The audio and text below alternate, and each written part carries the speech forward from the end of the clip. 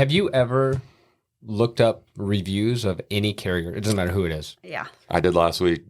They're never good. Never good. Because Never the good. only people that leave a review is when something goes wrong. Right. Yep. Yep. The 99% of the other ones that ever went right, they just met expectations. Oh, yeah, So absolutely. And I think that is hard, right? Because they're the big players, so we expect everything to go perfectly. But it doesn't matter. There's always going to be a problem at some point with shipping, even with the big carriers who have the systems to do it. And the big carriers, they're the most expensive typically, but also it is the higher quality service. So even though we're talking about the fact that, people will complain when things happen, but they're the ones that probably have most of their ducks in a row to make sure things don't happen incorrectly.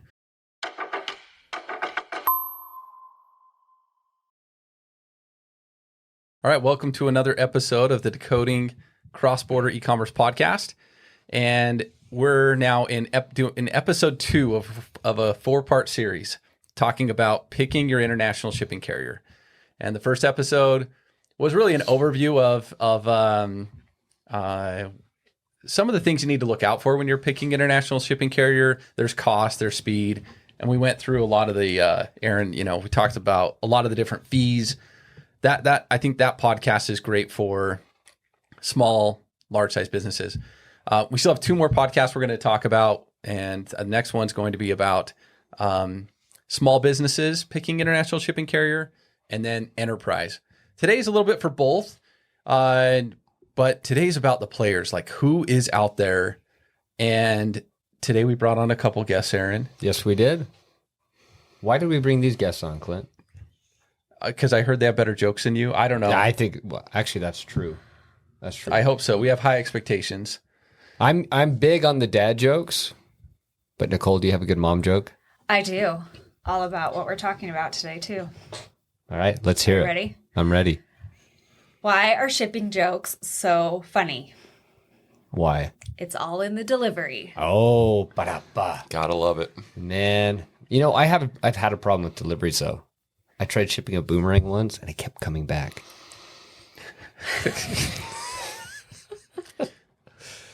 All right, Taylor. No, I'm kidding. I got nothing after that. Taylor and Nicole, in-house resident experts at Zonos at working with so many different shipping carriers. Mm-hmm. And so they know it all. Aaron and I just get to be the ones that ask all the dumb questions. Yep. It's going to be fun. So Taylor, Nicole, tell us a little bit about why you know so much about the players that are out there, and set the stage. Yeah, for sure. I think some of it comes from how long I've been at Zonos. So I've been here about 6 years, coming up on 6 years. Really? Coming up on 6 Wow. years. It's wild. And the last 3 years, I've primarily been working with our partners. So getting to know the list that we're going through, the DHLs, the Consolidators, the postal operators. So I've been able to spend a lot of time with them in person, on yachts. A lot of fun opportunities. Drinking ginger ale. Drinking ginger ale. Yeah. 3 hours on a yacht, didn't want to get sick. So got to get that ginger ale. So I haven't been here as long as Taylor, but I do work on the partners team with him, and one of my big customers is one of the express carriers. So I do a lot and understand that world pretty effectively and efficiently. And with that, then we always pull in all the little ones that we work with. So maybe not as long and as much experience as Taylor, but I have a wealth of knowledge as well too. Well, hey, your background's though is exciting. MLM, right? You were out there doing data analyst. Like I remember when I interviewed you, Taylor. It was. Yeah, I thought we agreed not to bring that up anymore. But before this, I always told people I was in the MLM world, but you were an analyst. I was an analyst on the headquarters side of things. Yeah. I wasn't the guy at the gas station being like, "Hey, you like that drink? Well, guess what? I got something better for you." But you were the one analyzing what kind of money he could make off of that. I was, and they do make a lot of money if you get in early. Those schemes they work really well. And Nicole, you were a hygienist. I was. I'm completely outside of this industry completely. However, I would say there's a lot of like transferable skills. I can pretty much sell you any treatment plan you'd ever need. So, and convince you why. So I think that's transferable. But it was like drinking from a fire hose for a little while when I first got into it. But For sure. I think we tell everybody a year in, you still probably aren't going to understand much at all when you. that's true. It is one of the most complicated spaces that you can enter, and the way that we work in this space, because we're an agnostic service provider, it's even more complex because we can't just abstract the entire team from the complexities that all of our, every shipping partner is different, and they have different needs, they have different strengths, which I think we'll talk about today. But Nicole, I mean, you talked about you've worked with express carriers, so maybe we start there today, talking about some of the players. What are when we say express carriers, we've used the word integrators. Who are these players, and in the international space? Sure. So I think we're all pretty familiar with the brown, the purple, and the yellow. So the DHL, the FedEx, and the UPS. Those are those main huge express carriers. Obviously in the US, the FedEx and the UPS are the two big ones. We see DHL, but they don't do domestic within the United States. But outside of the United States, DHL owns that space for sure. Yeah, absolutely. Yeah, having some conversations with some of these guys a lot of the time. It's crazy to see how much brand loyalty there is with these big carriers. Whereas, like, if something's getting delivered in Europe and it's super high value and it doesn't come in red and yellow, what we've heard is the consumer's like, "Oh, is this fraudulent?" Right? Yeah. So it's like they want to see the color that they want to see. Yeah. So it's very interesting to see how much brand loyalty there is around the world with the Brown, the FedEx, DHL. Well, in the U.S., I mean, we have a customer. I remember meeting with him, and he was he absolutely never will use one of the express carriers. I won't say which one. It was just it's complete refusal, and because something happened 20 years ago, and until he dies, seriously, that company will never try another provider. Have you ever looked up reviews of any carrier? It doesn't matter who it is. Yeah. I did last week. They're never good. Never good. Because Never the good. only people that leave a review is when something goes wrong. Right. Yep. Yep. The 99% of the other ones that ever went right, they just met expectations. Oh, yeah, So absolutely. And I think that is hard, right? Because they're the big players, so we expect everything to go perfectly. But it doesn't matter. There's always going to be a problem at some point with shipping, even with the big carriers who have the systems to do it. And the big carriers, they're the most expensive typically, but also it is the higher quality service. So even though we're talking about the fact that, people will complain when things happen, but they're the ones that probably have most of their ducks in a row to make sure things don't happen incorrectly. They're also the fastest. Yeah. They really can get things because they leverage their position to get what they want and as fast as they can get it too. So when you say the fastest, tell me a little bit about on the express side, DHL, how many service levels they have versus like a UPS and a FedEx, and how that's kind of different, because it is. I'm going to let Taylor talk about DHL because he manages that one a little bit more. So I think he has a little more. Yeah, information DHL I about think that. is a little bit less on the service levels compared to like a FedEx or UPS where they have a couple more offerings. DHL is really, your DHL Express. Yep. And they might have, I've seen one or two where it can get into like, do you want early delivery or things like that? But it is pretty much DHL Express. Yeah, I mean, it's going to be 1 to 3 days. Yep. Typically around the world. If it's going to Canada from the U.S., that you might hit that 1 day service. Yep. But otherwise, it's going to be 2 to 3 days. And then, how is that different than with a UPS or a FedEx? UPS is expedited, same type. Like they can get it there just as quick. They just call it something different. They also have standard, worldwide economy. And then they have an offshoot called Mail Innovations through the UPS. So it just depends on what the person's looking for. I think the express carriers can offer everything, right? They can offer the fastest, but also the most economical, which isn't necessarily the fastest. But I think for somebody that's usually signing an agreement, they're going to see kind of the traditional service levels usually offered. DHL is going to be DHL Express. UPS, you have UPS Express, which is parallel to the DHL Express. FedEx Priority is how that one compares. And then FedEx and UPS have a little bit slower service that DHL does not have. UPS Expedited and then FedEx Economy. FedEx Economy. And then not to confuse with UPS Economy. That's the other thing is all these names.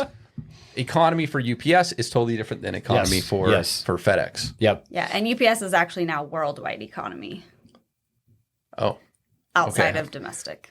So they changed that. Well, and that's so what you've got too is DHL. You mentioned the 1 to 3 days, and FedEx Priority, UPS Express, all kind of in that same range. And then you've got kind of that deferred solution, which is your expedited for UPS and your economy for FedEx. That's usually about 3 to 5 days is typically where it comes out, which is still a great service internationally. But full tracking, door to door. Everything's very effectively the same service, just a little bit slower. Yeah. Okay, Taylor, tell me about posts. The posts. You've come to know this world really, really well. We've done a lot of work with posts for sure, and trying to learn the landscape, what they do. They're very unique. I mean, obviously compared to the integrators and things like that. I think most people, when you think of posts, wherever you're at, you're like, oh, the post office. This is a place I go drop mail to mail to grandma, things like that, right? I think they offer a lot more than that. Now, as far as speed and trackability goes, it's not going to be the same as, your integrators, your DHL Express when you're shipping those kind of things. But I think posts. But they do have some service levels that are parallel to that. They do, yeah. Maybe not as much negotiating power, I guess. Like you're used to negotiating your rates with your express carriers. A little bit more difficult sometimes with the posts on their express service levels. Absolutely, yeah. Like USPS, they'll have their Priority Mail Express International, which is their fastest, but also their most expensive. And then you have your Priority Mail, and then your first class, which is for the 4 pounds and under. But all those are going to be a little bit longer time frames. It's going to be 5 to 12 business days. So you're definitely not getting there as quickly as for the first class mail, probably, right? Yeah, for first class and priority are about that same time frame. And then your Priority Mail Express is a lot quicker. I thought Priority Mail was quicker than first class. It might be a little bit quicker, but maybe a day or two. Not much. I think the biggest differentiator with those is kind of the size, right? First class is in on the really small. It focuses on the small package. That's all it handles. I had this explained to me once before that they effectively go on the same trucks, but the priority would take priority if there's ever capacity issues. Oh, right. Yeah. So that's why I come on this podcast to learn. So a lot of times the delivery time's the same, except maybe during peak and things like that. Maybe the first class gets a bit delayed. Does that sound accurate? That sounds accurate. Yeah, absolutely. Well, in the United States Postal Service, I mean, we it's public. We have a partnership with the United States Postal Service. We power and calculate duties and taxes for them. We auto classify HS codes, and so we've worked really closely with them and been able to learn a lot about the postal industry, not just from them, but just the whole ecosystem. And so there's a lot of times when you're thinking about picking your international shipping carrier, you're thinking about that first mile with a post. What about the final mile, right? Like that's a consideration, I think, when you're also picking posts. Yeah, no, absolutely. And the interesting thing that we're going to get into is a lot of these consolidators and partners that we're talking about, shipping carriers, will utilize those posts for the last mile. We just don't know it all the time. So the post is very good in those last mile deliveries. So it really comes down to your shipping strategy. And once you are dialed in, say to Canada or some of these areas, that's when you probably want to look at posts and say, okay, how can we utilize them for that last mile to really, really get a good experience to where it feels like it is a domestic move, right? And doesn't the post, they can deliver to more addresses than an express absolutely. carry. So they have like the ultimate system. Like they can get it everywhere. They have to get it everywhere. Well, and I think, whereas Express, they only do it if it makes them money. Let's be honest. I think that's where with the post, they are a final mile delivery company. Yeah. That's what they do. And when you go to ship something outside of your country, they're just handing it off to somebody else. And when somebody else is trying to ship it into your country, they're going to often use the post to do the final mile delivery because of that, Nicole, which is they go to all the houses. And so they're a very economical way for really any shipping provider to get a final mile delivery done. And then they come up, they have partnerships with each other. In fact, they'll have, what's the word I'm looking for? Not a network, but a cooperative, right? Mm-hmm. Where you'll have, International Postal Corporation, IPC, Yeah, right? IPC. So, Yeah. and then the Kahala Group, Yeah, the KPG, all of those groups that have basically said we're a network. APPC, Yep. right? And acronyms galore in this industry. Yep. It's Asia like a Pacific. foreign language. You got to have a lookup table and know what the heck they're talking Yeah. about half the time. I know. I always question myself because actually I know the acronyms, but I don't know. I don't always know what the acronyms stand for.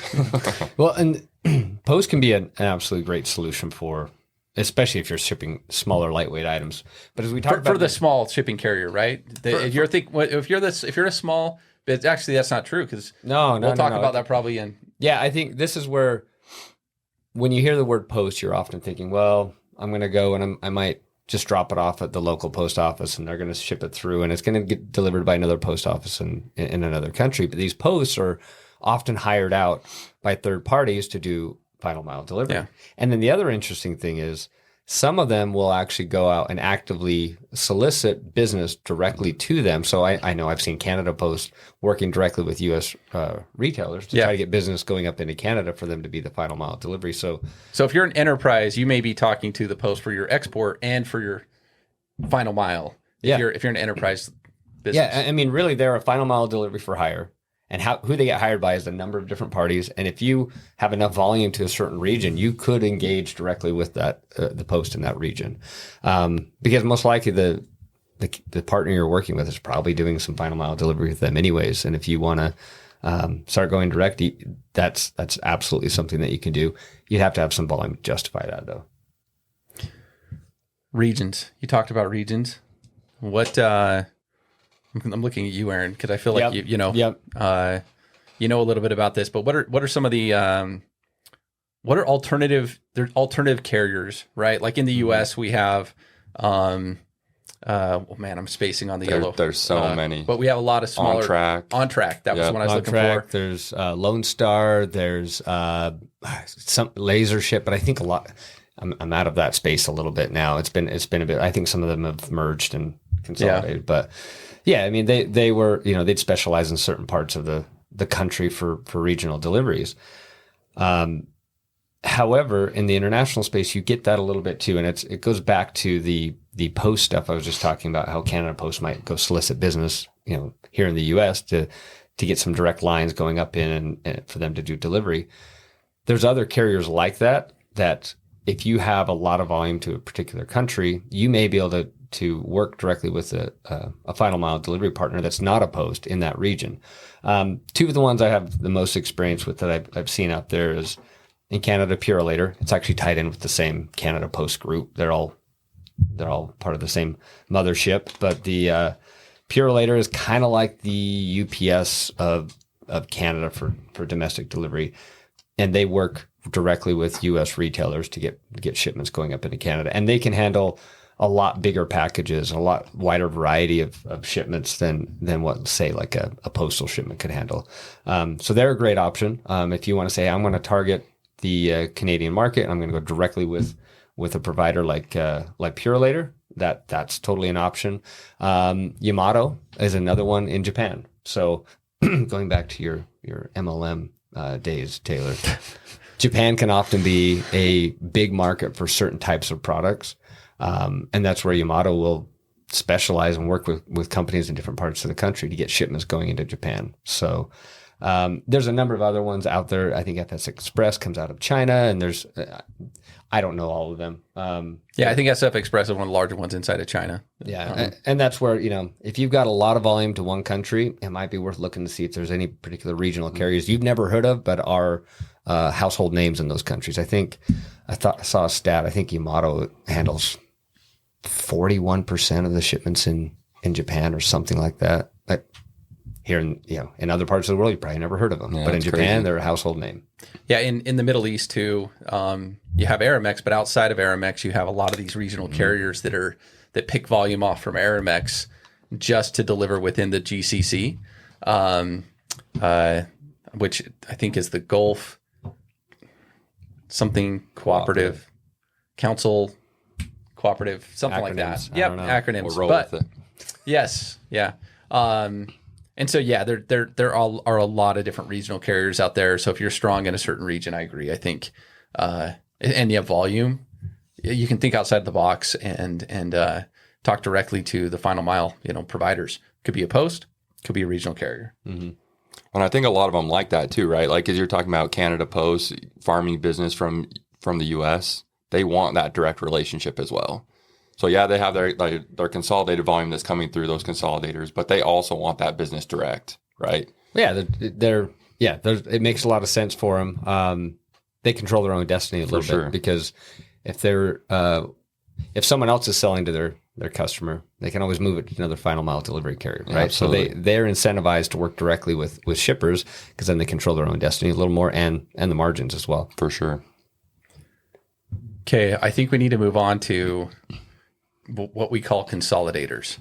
And this is probably mostly, a lot of these consolidators, because we actually want to go through a list, and we will not be able to touch on every single consolidator, especially in the world, right? But I think the U.S. market is the one that has the most consolidators by far.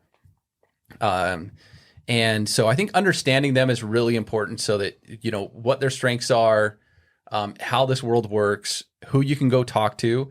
And we work with all of these different providers. So we're not picking, we're not suggesting one over the other, but I do think it's important to understand what they all do. We'll do our best to talk about their strengths. And so in the U.S. market, where do you want to start? You guys have a list, right? Let's define let's just recap really quick. We did this in episode 1, but just 10 seconds what a consolidator is. This is when we talk about integrators, that's your UPS, FedEx, DHL, they own a ton of their own assets. Consolidators are really just connecting multiple parties together to move a package from point A to point B. So they might hire a Canada Post or even a Purolator or a UPS or a FedEx or whoever it may be in that part of the world to do part of their move for them. They connect a first mile to a middle mile to a last mile, and so asset services. Light. They don't have the assets. Very asset light, yep. But they are doing the centralized technology for the tracking and all of that. And their number one goal in the international space is to create low cost services for e-commerce. That's who we're going to talk to today. Their transit times might not be 1 to 3 days, right? But the value they bring in is huge and really impactful in the e-commerce space. Well, I think though it's not 1 to 3 days, we were talking about, the United States Postal Service and Priority Mail, and it's when you get to first class, like sometimes visibility, you lose some of that. And I think that's where these guys really try to do their best, is to give visibility to a slower option that's lower cost. Absolutely. And in fact, the interesting thing is the express carriers historically haven't been in this space, but now they are. Yeah, yes. Like who? All of them. It's funny because not only them, but then you look at the Post too, and we'll go through some of the lists, but you kind of see, the Post really good at kind of the slow, and then you have the integrators at the fast, and then they were like, wait, we're missing a middle piece. Now all of them have kind of combined in their own way to either come down or up to insert themselves in that like 5 to 10 business days. 100% agree. In fact, some of these consolidators are owned by postal organizations. Yep. And we'll talk it's, through those. I'll tell you what, we will not get all that right, but it is fascinating how they all connect. Yeah. So let's talk through what services the express carriers have in this consolidator world. Let's start with FedEx. Yeah. Let's start with FedEx. FedEx has cross-border. Just going to admit I'm not the expert in that. So, but they compete with UPS on that level. To be honest, I'm not sure exactly how that works. I think you probably, either one of you, have more insight onto the FedEx. They've made some acquisitions in this space. Yep, that's how I think all of them have moved into. Oh yeah. Other than DHL, I think, but yeah. So FedEx, they acquired Bongo, right? Yep. And Bongo was, had some consolidator services, and then this is kind of a trend we see. Also, UPS bought iParcel. Yeah. And then they realized after a while, there were some technology pieces that came along with that eventually they shed. It's not just it's not an augmentation of their existing No. network. They're buying a whole new product, basically. Even with UPS, and UPS already had something in the space because I worked at UPS in the past, and so I used to sell it. So tell us a little bit about, Nicole, the UPS services for a consolidated, slower move. Sure. So they have Worldwide Economy and they have Mail Innovations. Mail Innovations works with the postal. They post you can drop it off at the post, and the post on the final mile will deliver it, but in between UPS is moving it.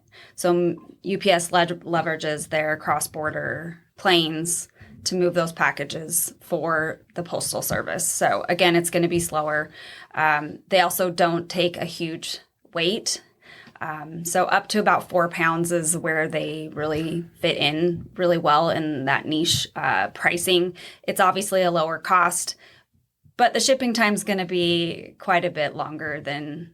So if shipping isn't what your priority, like time frame isn't your priority and your cost is priority and you're shipping something small, Mail Innovations is a great way to go. However, they only do DDP, or duties deliver paid, to Canada. If you're going outside, it has to go DDU. They don't have the option because they are working with Post to do DDU. I thought they had a DDP option, maybe just to Canada. Yeah, they do. Just to only Canada. to Canada. Okay. So they talk about adding more, but it just hasn't come to fruition yet. So that is an interesting thing we need to probably. I think we'll see that trend with a lot of them. A lot of them have more commercial cleared items where they have DDP offerings, and then they also have the mail and postal side of it too. Maybe that's if you want to where they learn kinda- about the postal and clearance. And We have another podcast. oh, on that. do we? Yeah, Yeah, we do. listen to that one. It's good. For Mail Innovations, UPS leverages their clearance. So they're clearing it, and then they're finally giving it to the postal And service. I actually think a lot of these, if you look back in the history of them, got their start in mail and For sure. items back when people actually sent postcards and letters and marketing materials and those types of things. So why then did UPS not take Mail Innovations and enhance that and augment that to economy? Well, that's because what they're doing is they're aggregating a whole bunch of volume. It's especially for the first mile, a lot of these, and then injecting it into the postal stream at discounted rates and working directly with the post to make that happen. So they can offer some really competitive options, but they're constrained by the network they're injecting into. Yep. And so then you have to spin a service up outside of the postal network and control. And I think that's where FedEx Cross-Border and Worldwide Economy come in, right? Yep. Yeah. So Aaron, what about FedEx FICP? Because this feels like a new service level that's sold on the express side. Yep. And I don't think I understand it really well. So how does FICP work, and can anyone use this? Because it's not FedEx priority. I mean FedEx, priority. It's not FedEx economy. It's the next level down. Yep. It's affordable. Yep. Yeah. So this is where I don't know who is naming products and services. They make it so confusing. But you have on the FedEx cross-border side of it, they have a service called FedEx International Connect. That's FIC. That actually runs on the rails of that Consolidator service. Dates back to some of the acquisitions they made. Then they spun up this FICP, which is FedEx International Connect Plus, which actually just runs on the Express network rail. So it's like a FedEx Economy Lite, or it's very similar transit times to FedEx Economy. And their main objective was, hey, they saw a spot in the market that, hey, there's a need for this super, super reliable service. It's really an express service. And then they come in with aggressive pricing to make a big impact on the e-commerce market. And it's a fantastic service. They're having a ton of success with it. Yeah. And I think that's who they compete with the UPS Worldwide Economy. I think though there was some an economy though is a bit more of a consolidated service, Yep. but you're right. I think that it's so Worldwide Economy is moving through a different network, but you're saying FICP is actually running through the FedEx Express network. And FIC is running through the Consolidator network. Oh man. Yeah. Well, UPS Worldwide Economy runs through the UPS network, but Mail Innovations runs through Postal. And there is still my understanding though, on the UPS Worldwide Economy, they are leveraging the UPS Express network for Yeah. certain parts of it. Yeah, and they use the parent-child kind of idea. So you open a master carton and you can throw in all of these small or larger packages, right? And then once that carton's full, they close it and they ship it off to one location, and then they open it and consolidate and move it all around. And that's So, the difference, I think, with Yeah. the FedEx version, right? Which you can just hand it to Exactly. FICP. You can just hand to your Express, pickup, just the one piece.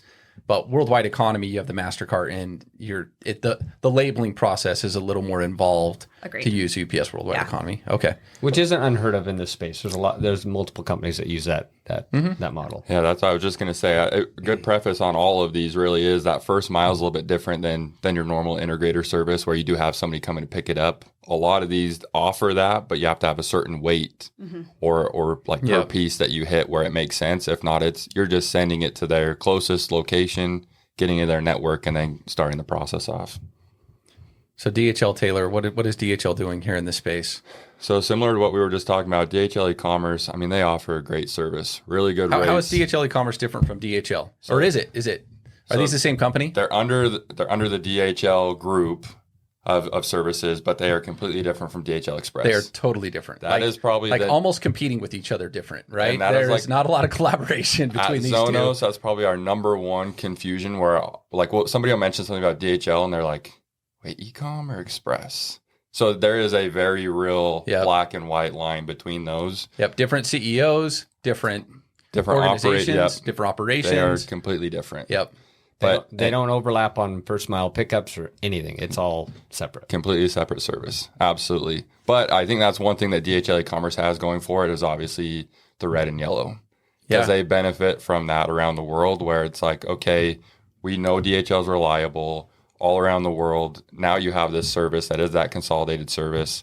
So you're getting a really good price point with the shipping, but that same level with other consolidators where it's probably a little slower, but still really good reliability, visibility, trackability. It's maybe the most sophisticated one that I've seen. I mean, everybody's sophisticated. That's not true. It can depend. I would say globally, right? Like this is a global solution. DHL Ecommerce has been in the game the longest, and probably defined a lot of this industry and how it works. Here's one funny part about this.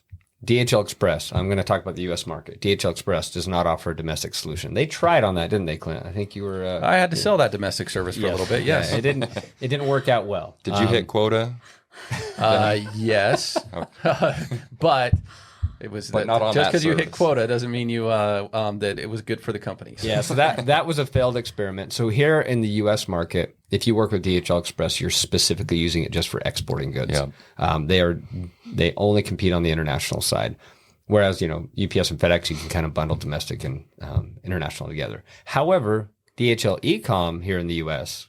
does offer domestic. In fact, that's a pretty big offering they have within the U.S., right? Yeah, absolutely. They move a lot of packages in the U.S. And they're the only ones in the list today that does that, right? Like I don't think there's I'm pretty sure, any other kind of international consolidator that we know of that also has a domestic mail service. I mean, FedEx has some.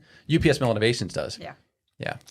I think some of them, as you go down the list, might do a little bit, but DHL e-commerce is really good in the U.S. So that could be an advantage for someone that may not have the international volume to justify that first mile pickup, but they have the domestic, and you put those together. Good point. That is a good point. I mean, UPS just won the USPS contract away from FedEx just recently, so I don't know what that means or how or what will change, but at some point, UPS is going to pick up what was happening between FedEx and USPS too. So I think it is. Was it the is it the Express side of? Maybe I don't understand It might be. What's new? We probably should look at more because I know USPS was contracted with FedEx. I think for their what they call it, global mail guaranteed. There was some service level GSX, something like that. So it might be related to that. I think the point here is, yes, they might have they might be competitors, but I'd say almost every single one of these are working together in some form or fashion. That's true. Absolutely. Yeah, that is very common in this industry. You go to a conference, they're all there, and it's probably the salespeople that feel more of that tension between each other than it is on the operation side. They're so used to working with each other. For Yeah. sure. Absolutely. But at the end of the day, they're all trying to get volume, right? Yeah. From each other. Yeah. Yep. So I want to talk about a couple others here. One that in particular I want to talk about is Broadreach, which Broadreach is was founded by Dave Mays. He also founded Landmark, and it's a service into Canada that, again, it's a consolidator, and Broadreach solely specializes in just Canadian deliveries. It's super fast, super affordable.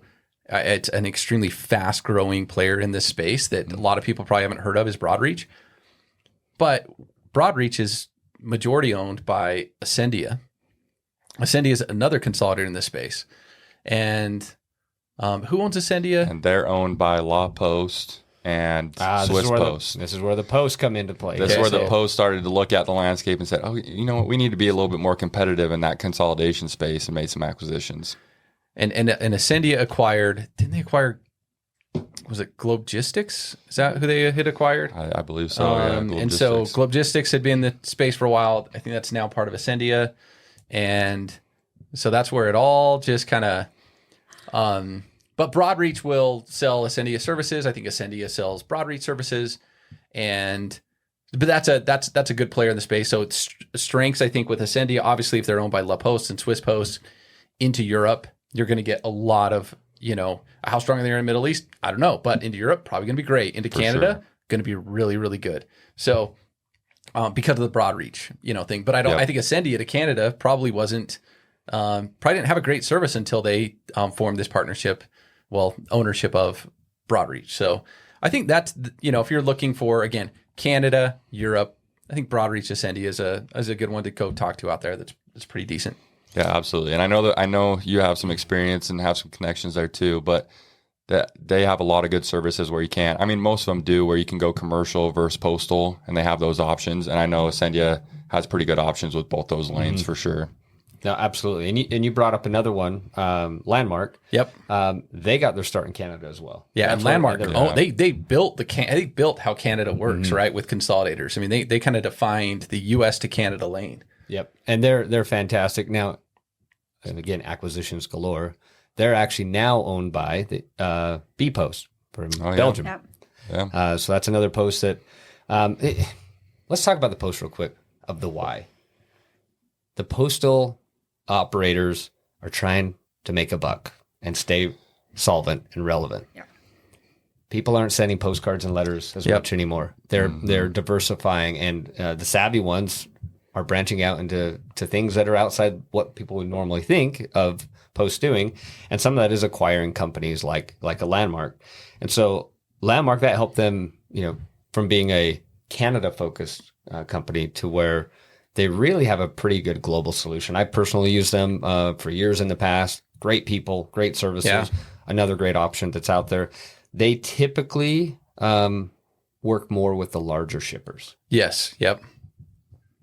Large. What's larger mean to you? Well, like freight, right? That's what you're referring to. Higher volume. So they're very specialized. They can. Okay, so in fact, thank you for bringing that up. They can do small packages all over the world. That's their bread and butter, their focus. Going into Canada, they can actually handle some larger shipments that some of these other consolidators can't do. So they can do a wide variety of package types going into Canada. A lot of these consolidators on our list are really specialized in the B2C, smaller packages, consumable type things, and that's where Landmark can handle some bigger items. Where I came from, we shipped a lot of parts and accessories and apparel, a lot of small packages. But we had some big stuff as well, and Landmark was able to handle that for us into Canada. So they've got some great offerings. So another great option, but it comes back to that first mile pickup. They usually have to have some volume to justify the pickup, or be in one of the regions close to one of their hubs, which would be Salt Lake and Buffalo. I can't remember where else they're at. But you can do some overbox stuff with them as well, where you put everything in a box and ship it to their facility. But yeah, they're very much focused more on the enterprise side of things, but super great service. Another provider, which I've gotten to know really well, is Aramex. And Aramex is headquartered in Dubai. And so into the Middle East, Aramex is like the UPS FedEx of the Middle East. The brand is well known. I mean, I think they have, tens of thousands of employees. So it's a very large company. And, but to those in the Middle East, I mean, they when I say they're almost like an integrator in a way, right? Like they're an express carrier. It's an express service when you're shipping, especially within the GCC, right? Saudi Arabia, everywhere in that region. And then once you start getting outside the GCC, so that's interesting, that region. I just want to touch on it really quick. There's trade agreements in place so that it pretty much, you just need to calculate the VAT, right, between those countries in the region. But if you ship to like Egypt or Jordan and it goes outside of that cooperative, then it all gets super complex. You can't calculate duties and taxes. So Aramex is killer in that region and does a lot outside that region. But similar to a lot of these other providers, they'll have like a service in the U.S. So Aramex, I believe that their U.S. headquarters in New York, and it's also a service, I think, for the larger high volume shippers for the most part in the U.S. And obviously they're going to be super strong going into the Middle East, right? And so if you're a U.S. retailer and that's which is probably not the strength of a lot of these others. Right. For sure. So if you have a product that is doing well in that region, absolutely a great provider to talk to would be Aramex. And I think, depending on what part of the world you're in, some of these names might be foreign to you, but Aramex is absolutely massive. And so great service. I think they're a big player that's out there. And then let's talk a little bit about another one that maybe is kind of not a household name for a lot of people, but again is owned by a Post, which is DirectLink. Yeah, DirectLink, they're awesome. They're owned by Post Nord. So as you can imagine, very, very strong in the Nordic countries. But what's interesting about them, they've done a lot to really help out in those regional areas, but also have expanded to where they can handle some of the freight things. It sounds like similar to Landmark. But even with them being part of Post Nord, they're trying really, really hard to be good at different areas. Because, all of these are going to be pretty good in Canada, Europe, UK, Australia. So they're actually doing really well in, and it sounds funny because they're Post Nord owned, but Mexico, Brazil, they have a lot of people down in Brazil. So why is that? If they just invested in there, do you know why they've? I don't know the whole reason. They're the first one we've talked to that, yes, when I think about them, I think that they are actually good into South America. They're really good into South America, and they've just hired, a lot of their dev resources, their people are located in Brazil. They've spent 20, 30 years at Correios down in Brazil. So Correios, but that's okay. Not all of us speak. Come on, I was Taylor. going to say, here, Clint. The Correios. Can we edit that in the podcast? Make me sound better. So yeah, they know that region really, really well. And same with Mexico. I think them just getting into those Latin American, South American countries, that again, as you look at the list and where you're selling products, I think a lot of these will make sense to, hey, if I'm selling the Nordics and for some reason Nordics really love my branded t-shirt, then DirectLink's probably a great option for you. So I think what's interesting about all of these is, high level, they kind of do the same thing, but they've all created this little niche of where they're going, who they're working with to provide for their audience or their customer base. So it's interesting to see how they start to link up and who they're linking with and where they're helping. Yeah. And I think it kind of comes back to their roots too, right? Yeah, where they're from, and back to what we were talking about earlier, which was, this is a very complicated space. Yeah. And it's changing all the time. You can't be an expert in every part of the world. No. So if you're from and your company's started in a certain region of the world, you're going to be the best expert there of anybody out there.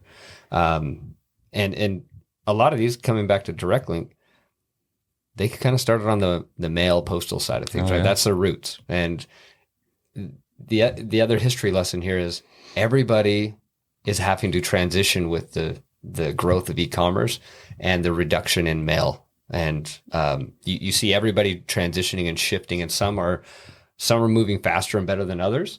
But they all have their own. This is still a fairly new thing. And so understanding where their strengths are and which region of the world they're in, they're going to be better in those parts of the world because that's where they're from. That's where they've started, and they haven't had the time yet to become an expert in every part of the world yet. And posts are trying to stay relevant too, right? Mm-hmm. And so they are picking up these companies that can do other things besides mail. Exactly. But R. Donnelly used to have a service. It was under R. Donnelly. Mm-hmm. And it's now ePost Global. ePost Global. Yep. Are they owned by? They're not owned by a.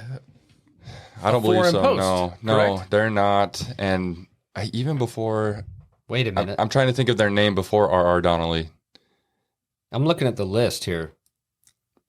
Everybody we've talked about so far is either owned or a sister company to an express carrier or a post. Aramex may not fall into that category. But ePost sounds Well, like... Aramex is like an express carrier, Yeah. but yeah. Yeah. So ePost, what's the story with them? They seem a little different. They are a little different, and they've been in the space for a very, very long time. But ePost is really, really good. Very similar to some of the other ones that we've talked about. I think across the board, they're probably one of the... I guess they have good options everywhere. Everywhere, right? Like, Yes. yeah. Yes, and They seem pretty well balanced. very well balanced, very easy to work with. Like other consolidators, under 10 pounds is probably their sweet spot. So lightweight item, good trackability, the whole 9 yards. Very easy to work with. All of them have facilities across the U.S. So wherever you're located, get your shipment there and get it in their network. Well, another one that you had mentioned, it's not owned by an express carrier, U.S. based, is APC. Yep. And APC's headquartered out of, I believe, New Jersey, and has been in the space for a long time. I think they're also, pretty well balanced, decent into Canada, decent into, a bunch of different regions, but they're another provider in the space that does some of this stuff. And then there's one that isn't like all the rest, right? Which is Box C. Who wants to take a stab at Box C?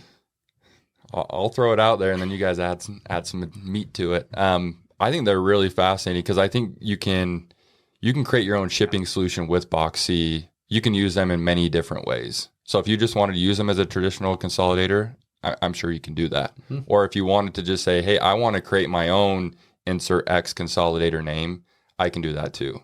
So if I have the first mile figured out and the last mile, but I need someone to help me with the custom and brokerage, you can use Box C for that. Or the airlines in the middle. Airlines Box C is in the going to middle. connect everyone, so you can just build your own solution on their platform. Yep. Or they'll have their own solution they just give to you. Absolutely. Yep. That's it. Because the way all these other ones work is you inject into their network and they make the decision on how everything moves. Yeah. First, middle, last mile, clearance, etc. Box C pulls back the curtains a little bit and lets you leverage their platform. Now you can just treat them just like that consolidator and use all of their existing partnerships that they have within that and just say, I'll just go with recommended options and away we go. But yeah, if you have some specific needs in a specific country, or maybe you have, maybe you're even an airline and you want to build your own, or maybe you for whatever reason you need to own a certain piece of that, you can inject your own solutions within that, or dictate who the final mile delivery is in a particular region. There's a lot of flexibility with that, and again, most customers that need that type of flexibility probably need to have some volume to justify the effort to manage that. But the thing is, when I say manage it, I mean make the decisions on who you want to use for the different parts of the network. Otherwise, just using them as a standard consolidator is they're probably very competitive with everybody else. Yeah. Another one before we wrap up, Pitney Bowes is out there, and they've always been out there for the mail, right? They've always been doing the mail stuff. They do have some solutions out there for global trade. Are we forgetting anybody? That's a long 100%. 100%.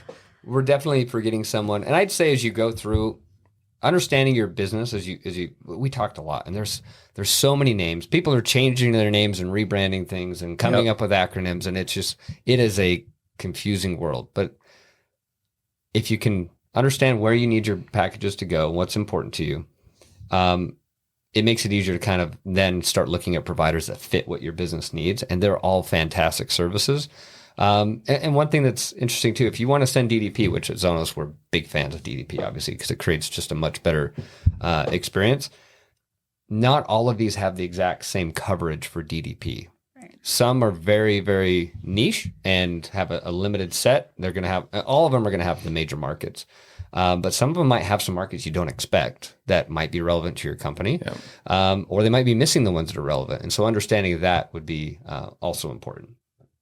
Okay, well, I think it's time to wrap up this episode 2 of our 4-part series. And thank you, Taylor. Thank you, Nicole, for joining us as guests on this for having podcast. us. We cannot wait to bring you back and get some more mom jokes. Yeah. I'll bring them. Aaron told me before this might be my first and last podcast, so we kind of have a split decision here. We'll figure You that just out. invited him back, Clint. So I Yeah, guess yeah, this he is his did. last one. I'm in. Okay, I'll wait till Aaron's out of town. We'll bring you on. All right, thanks, all right. Taylor. Thanks, Okay, guys. appreciate it.